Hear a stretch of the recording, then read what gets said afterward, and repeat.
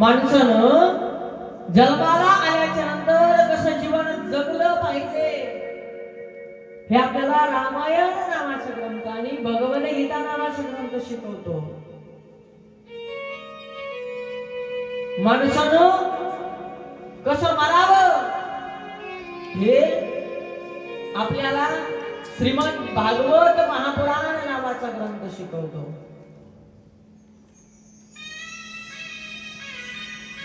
परंतु माणसानं माणसाशी माणसासारखं कसं वागावं, काय म्हणतोय, माणसानं माणसाशी माणसासारखं कसं वागावं हे आपल्याला साधू संत महात्म्यांचं चरित्र शिकवत असतं. म्हणून आपल्याला साधू संत महात्म्यांचं चरित्र म्हणजेच सद्गुरु बाबांचं चरित्र ऐकायचंय आणि या चरित्राच्या माध्यमातून त्यांनी कशा पद्धतीने त्यांचं जीवन व्यतीत केलं, आपल्या जीवनामध्ये त्यांचं चरित्र ऐकत असताना कसं ऐकायचं, त्यांचं चरित्र तर ऐकायचंच, परंतु त्या चरित्राच्या अनुसार आपणही जीवन जगतो आहोत. मग त्या चरित्रामध्ये आपल्या जीवनाच्या कथा जोडत जायचं, कथा जोडत गेलो पाहायचं आपलं कुठं चुकतंय का, आपलं जीवन कसं असलं पाहिजे, सद्गुरु बाबांनी कसं वागायला सांगितलं. प्रत्येक भक्ताला प्रत्येक बाबांच्या शिष्याला त्यांनी वेगवेगळ्या पद्धतीने सांगितलं. अशा पद्धतीने आपलं जीवन असलं पाहिजे हे आपल्याला संतांचं चरित्र शिकवून जातं. म्हणून संतांच्या चरित्राला स्पर्श म्हणजे सद्गुरु बाबांच्या चरित्र दिव्य चरित्र लिहिलेला आपण या ठिकाणी स्पर्श करत आहोत, त्यांची लीला श्रवण करत आहोत. वास्तविक पाहता या ग्रंथामध्ये अध्याय आहेत किती, 53. साई सचरित्र नावाच्या ग्रंथामध्ये अध्याय आहेत 53 आणि 9308 ओव्या आहेत. किती, 9308 ओव्या असा असणारा हा ग्रंथ. या ग्रंथाच्या माध्यमामधून सप्ताह पारायण सांगितलं बरं का सर.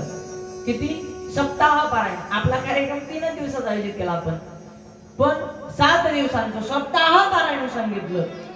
जर कुणी भक्त मंडळी पारायण करायचं ठरवत असतील तर त्यांनी 7 दिवसाचं साई सच्चरित्र ग्रंथाचं पारायण केलं पाहिजे. सप्ताह पारायणानं जो फलश्रुती या ठिकाणी प्राप्त होती त्याचं वर्णन सांगितलं. तर या ग्रंथाच्या माध्यमामधून सद्गुरु बाबा सप्ताह पारायण केल्याच्या नंतर आशीर्वाद देतात. त्या असणाऱ्या साधकाची मनःशांती होते. त्यानंतर कथा जर श्रवण केल्या तर कथा जर वर्णन करायच्या ठरल्या तर या ग्रंथामध्ये कथा कोणकोणत्या आहेत तर सद्गुरु बाबांचं ज्यांनी जे चमत्कार केलेले आहेत ते चमत्कार आहेत.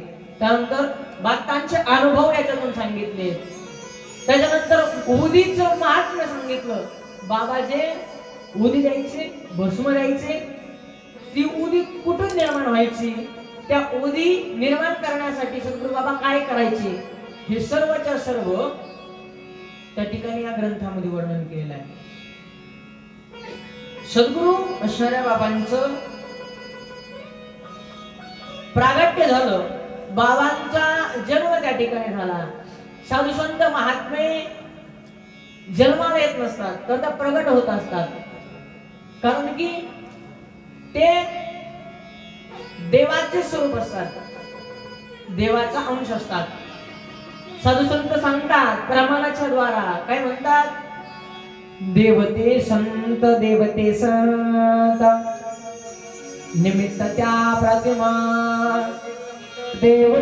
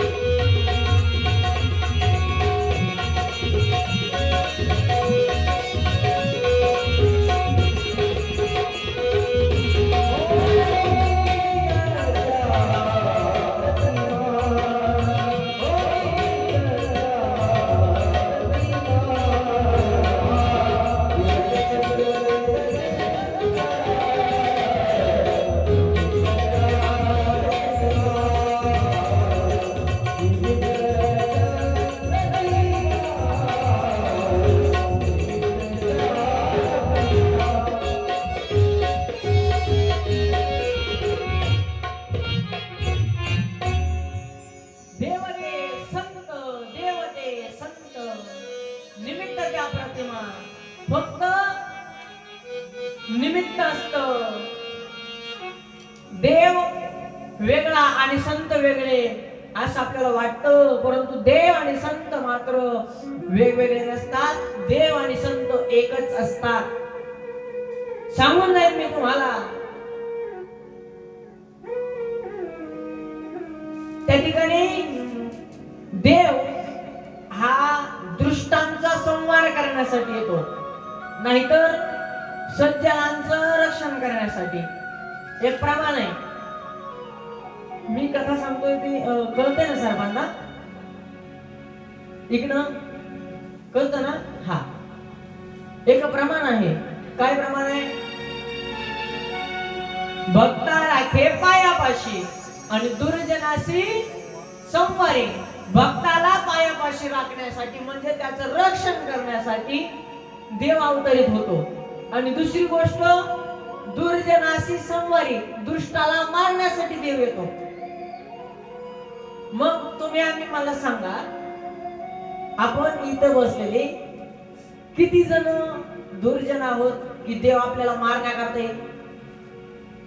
कसे आहेत आपण? दुर्जन आहेत? दुर्जन आहेत का? नाही. मग सज्जन? माझ्या सगळं आपण दुर्जनही नाही आणि सज्जनामध्ये सुद्धा मोडत नाही. मग एकतर सज्जनासाठी देव येतो. ऐकताय ना तुम्ही? एकतर सज्जनासाठी देव येतो, नाहीतर दुर्जनासाठी येतो, त्याचा संहार करण्यासाठी. सज्जनासाठी येतो, त्याचं रक्षण करण्यासाठी. देव दोघाच जणांसाठी येतो. मग आपण सज्जनात मोडत नाही, दुर्जनात मोडत नाही, मग आपल्यासाठी देव कसा येणार?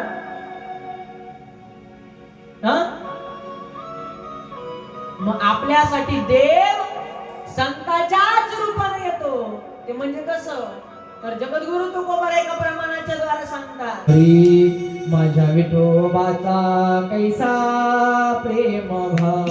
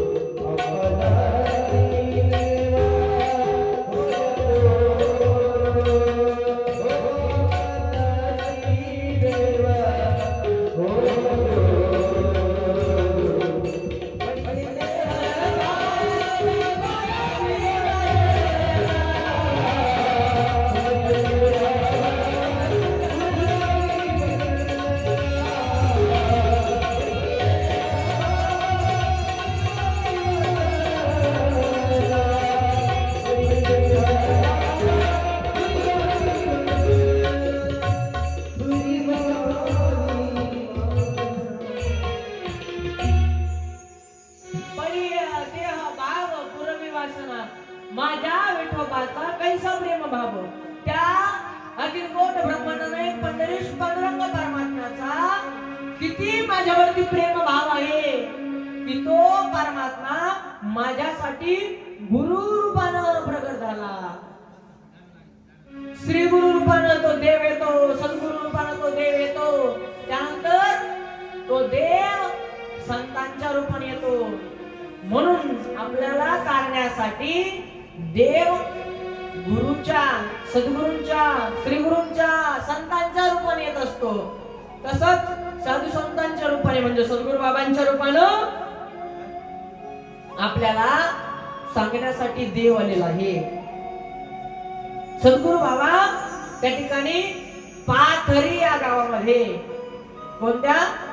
पाथरी या गावामध्ये किती सन 1835 परभणी जिल्ह्यामध्ये, आता पाथरी तालुका झाला. या पाथरी तालुक्यामध्ये परभणी जिल्ह्यामध्ये सद्गुरू बाबा त्या ठिकाणी प्रगट झाले.